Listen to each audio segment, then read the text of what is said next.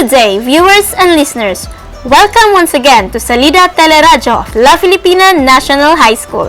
I am your teacher host, Teacher Carl Marie Joyce L. Bandoy. This day, you will learn many things about laws of science. Lesson in Mathematics 9, Quarter 4, Module 4. Are you all ready to learn? Let's give the floor to our teacher broadcaster, Teacher Jessie C. Igloria. Good day, everyone, and welcome to Salida Teleradyo of La Filipina National High School. I am Teacher Jessie C. Igloria, your teacher broadcaster for today. But before going further, for the discussion of our new lesson for this time, allow me to greet our students, listeners, and textbook viewers, and most of all, to our top caliber and most talented co-teachers and colleagues in La Filipina National High School. Above all, to our most generous, kind-hearted, and intelligent father of the school, Principal for Sir Jeffrey C. Villarosa. Sir, mayong adlaw kanimo, og sa Math Department headed by Sir Edwin B. Amper. Hello sa inyong tanan. Let us start our lesson proper for today. We will be dealing with the law of science, Math 9 lesson in 4th quarter. To begin with, we will know first our lesson objectives. First, we have state the law of science. Second, illustrate the law of science. And third, solve an oblique triangle using the law of science, given the two angles and any sides with the theorem angle-side-angle or angle-angle-side theorem. We have our motivation. The direction is answer the problems below. This will check what you already know about the law of science. So we have problem number 1. In triangle ABC, what is the value of side A if the measure of angle A is equivalent to 76 degrees? The measure of angle B is equivalent to 34 degrees and side C is 9 units. I give you 5 seconds to answer the problem.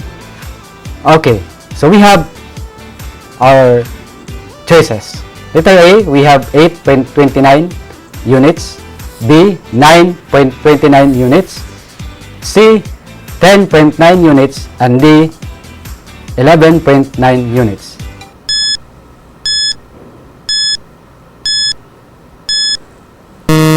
And the answer is letter B. We have 9.29 units. Problem number 2.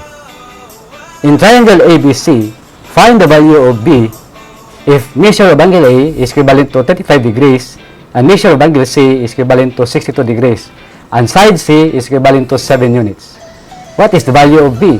I give you 5 seconds to answer the question. And the choices are A, 6.87 units, B, 7.87 units, C, 8.85 units, and D, 9.97 units.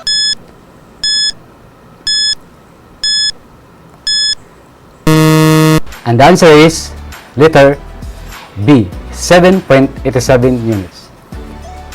Let us continue. We have the given figure. Evaluate and try to give the unknown value. And the figure is number 1, we have the isosceles triangle. So the question is, what is the measure of a base angle of an isosceles triangle if the vertex angle measures 38 degrees and the two congruent sides each measure 21 units? I give you again 5 seconds to evaluate the problem. And here's the choices. A, 71 degrees, B, 142 degrees, C, 152 degrees, and D, 76 degrees.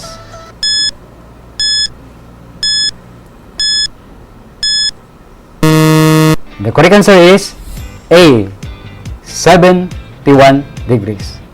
Now, from the series of activities given, can you now state and illustrate the basic concepts and principles of the law of science? What have you observed with the given triangles? What case of law of science this triangle belongs? and how can we solve the missing parts of the given triangle. Now let's try to define some terms and concepts regarding law of sines. So we have oblique triangles are triangles without a right angle. It can be acute if all angles measures between 0 to 90 degrees, and it can be obtuse if one angle measures between 90 and 180 degrees.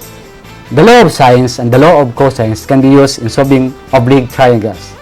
Take note that solving a triangle means finding the missing sides of an angle of a triangle.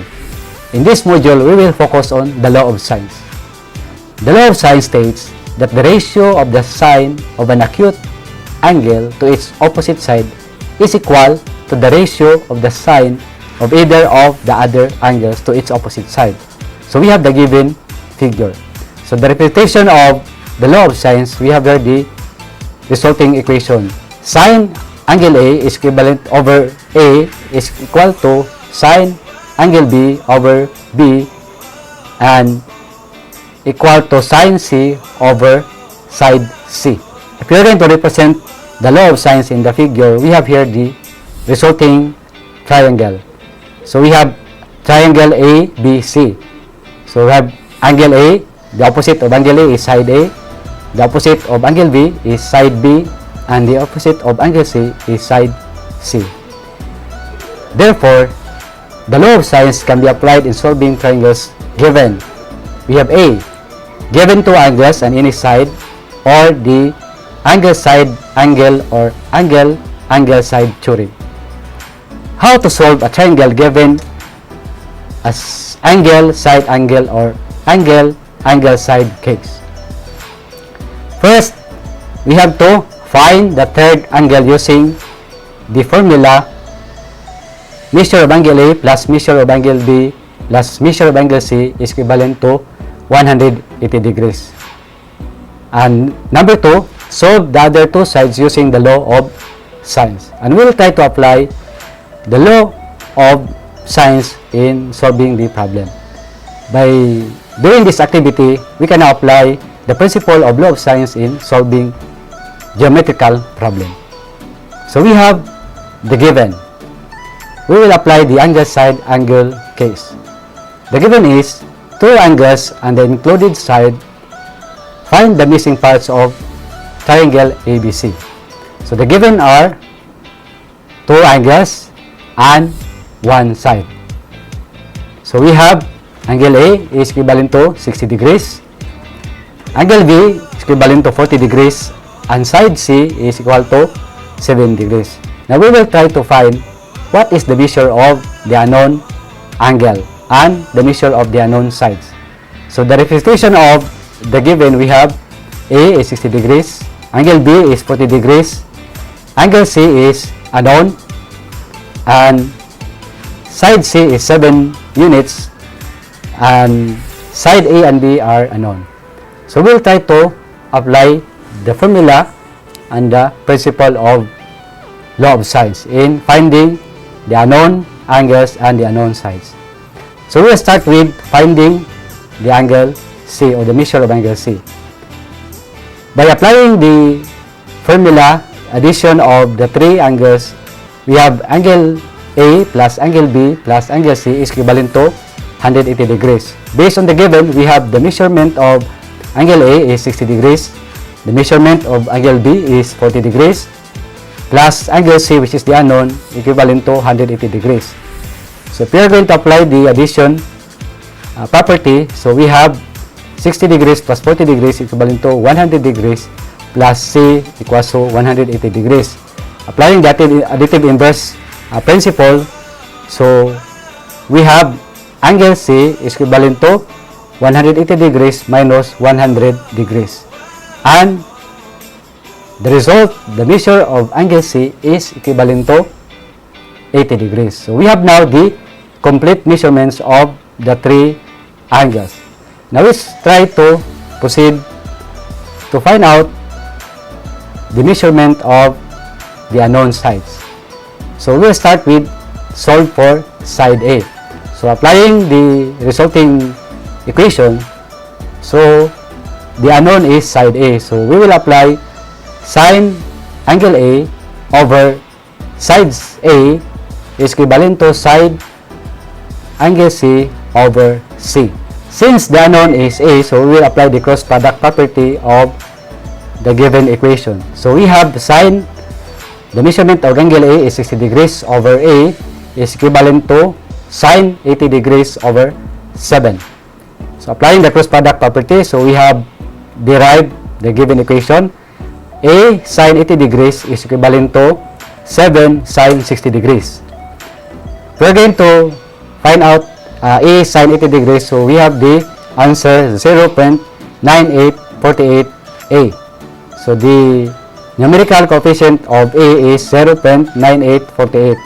Equivalent to, we have 7 sine 60 degrees is equal to 0.8660 units. So we will apply the cross product property again to find the value of side A. So we have 0.9848A equals, we have 7 times 0.8660 units, we have 6.062 units. Then we will apply the cross product property, and we have A is equivalent to 6.62 over 0.9848. If we're going to divide, we will derive the measurement of side A equivalent to 6.6 units. So we have now the measurement of side A. We are almost to complete the unknown measurement of the given problem. Now we will proceed to find out the value of side B. So we will apply the formula in law of sines. So the unknown for this time is side B. So we will use sine angle D over B equal sine C over C. We will derive the value. Sine 40 degrees over B is equivalent to sine 80 degrees over 7. Cross product property, we have B sine 80 degrees equivalent to 7 sine 40 degrees. So if we're going to find out and solve sine 80 degrees, we derive the given answer 0.9848B equals 7 times 0.6428, which is sine 40 degrees. Now we will apply the resulting equation using solving the value of B. So applying the cross product property, so 0.9848B equals 7 times 0.6428 is equivalent to 0.9848B equals 4.4996. So find the value of B by cross product property. So we have B is equivalent to 4.4996 over 0.9848. If we're going to divide, we will have the value of side B equivalent to 4.57 units. So we are now derived the final answer for the unknown angles and sides of the given problem. So to summarize with the problem, we can derive the final answer. So the measure of angle C is 80 degrees. The measure of side B is 4.57 units. The measure of side A is equivalent to 6.16 units. I know you learned some points regarding the law of sines. Now we will try to assess your learnings. So we will try to answer this activity. The direction is fill in the blanks with the correct terms and concepts applying the law of sines. So in each of the item, I give you 5 seconds to answer. For letter A problems and for letter B problems, I give you 2 minutes to answer the problem. So we will start with item number 1 for letter A problem. So the direction is fill in the blanks with the correct terms and concepts. For number 1, we have the statement. Oblique triangles are triangles without a blank angle. That's for item number 1. So 5 seconds, start now.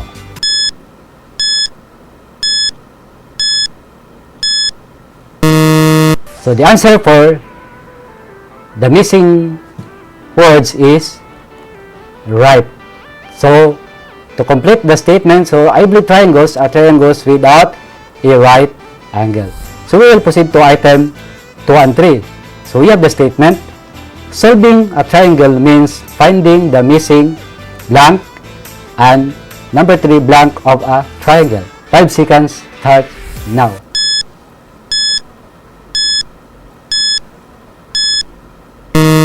So for item number 2, the answer is sides. And for item number 3, the answer is angles. So the statement is solving a triangle means finding the missing sides and angles of a triangle. We will proceed to the following items. For item 4, 5, 6, and 7, you will fill in the missing words. So the statement is the law of sine states that the number 4 of the sine of an blank to its opposite side is blank to the ratio of the sine of either of the other angles to its blank. So I give you 20 seconds to answer the 4 items. Timer starts now.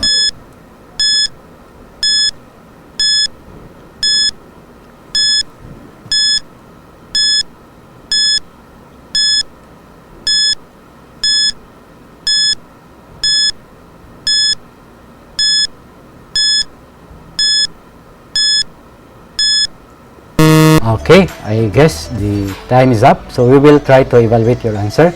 We have for item number 4, the answer for the missing word is ratio. For number 5, the answer is angle. And for number 6, the word is equal. And for the last number, opposite side. So we have the statement, the law of sine states that the ratio of the sine of an angle to its opposite side is equal to the ratio of the sine of either of the other angles to its opposite side. So for the letter B problem, I give you 2 minutes to answer the problem. The problem is you are going to solve the triangle with, we have the given, the measure of angle A is 75 degrees. The measure of angle C is 85 degrees, and B, the measure of side B is 10 feet. So you are going to evaluate the problem, and I will give you 2 minutes to answer. So I will show you the figure for the problem. So this is now the figure of the problem. So timer starts now to evaluate and find out the missing angles and sides of the given triangle ABC.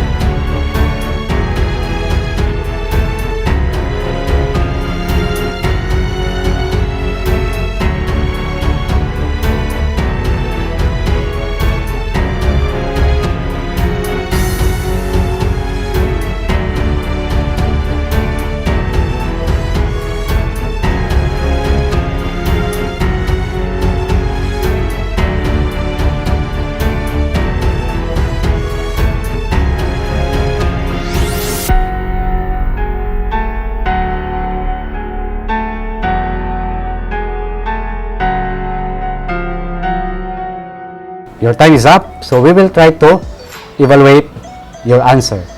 So as you have seen in the given problem, so the unknown for the angles is angle B, and the unknown for the sides are side A and side C. So we will try to solve the given problem one by one. So we'll start to find out the unknown angle. So we will start with step number 2. Find the third angle B. So we have the solution. So we will apply the law of sines to find out the measurement of the angles by applying the summation of the three angles which is equivalent to 180 degrees. So we have measurement of angle A plus measure of angle B plus measure of angle C is equivalent to 180 degrees. So to find out the measurement of angle B, so we have 180 degrees minus the sum of the measures of angle A and C, which is 75 degrees plus 85 degrees is equivalent to 160 degrees. So we have measurement of angle B is equivalent to 180 minus 160. Therefore, the measure of angle B is 20 degrees. I hope you get the right answer. For the sides, so we will try to evaluate your answer. So we will start with finding the value of side A. So we have the formula, and we will apply sine angle A over A is equivalent to sine B over side B. Since the unknown side is side A, so we will apply sine A over A. So the resulting equation, we have sine 75 degrees over side A is equivalent to sine 20 degrees over side B, which is 10 units. So we have, applying the cross product property, we have A sine 20 degrees equivalent to 10 sine 75 degrees. And we have the answer. So sine A sine 20 degrees over sine 20 degrees is equivalent to 10 sine 75 degrees. So we have A, side A is equivalent to 10 sine 75 degrees over sine 20 degrees. And we have the answer. So 10 times 0.9659 over 0.3240, the equivalent value is side A is equal to 28.2427 feet units. So that's the measurement of side A. And I hope you get the right answer. And we will now solve for the value of side B, which is the last unknown parts. So we have solved for side C. Applying the formula, so we will use sine B over B equivalent to sine C over side C. So we substitute the value. We have sine 20 degrees over 10 equals to sine 85 degrees over C. So sine, we have the deriving equation based on the multiplication property or cross product property. So we have C sine 20 degrees equivalent to 10 C sine 85 degrees. So sine C sine 20 degrees over sine 20 degrees is equivalent to 10 sine 85 degrees over sine 20 degrees. So we will proceed. 10 sine 85 degrees over sine 20 degrees is equivalent to 10 times 0.9962 over 0.3420. And the result is side C is equivalent to 29.1287 feet or unit. So that's the answer for the unknown value of the problem. So for your assignment, I want you to study in advance your math modules on quarter 4, module 5 regarding the topic law of cosines. And don't forget to watch DepEd TVVI and listen to RVI at 98.3 Gold FM. Thank you, and that's the end of our lesson. Ako, may pasalamat sa inyong pagpaminaw, and I hope nga doon namin natimanan sa atong lesson regarding law of science. Ug gatangi kung kanusta na pod ang Colmat Encounter on Air karong tuig 2021. Kini ang inyong maestro sa kanginan, Sir JCC Igloria, nag-ingon, kung lisod ang math, mausab ang kinabuhi. Thank you, Teacher Jessie. And thank you, viewers and listeners, for tuning in. I hope you have learned something today. Once again, I am your teacher host, Teacher Carl Marie Joyce Bandoy, saying, if math is hard and so is life, then get over it. Have a nice day. Bye-bye.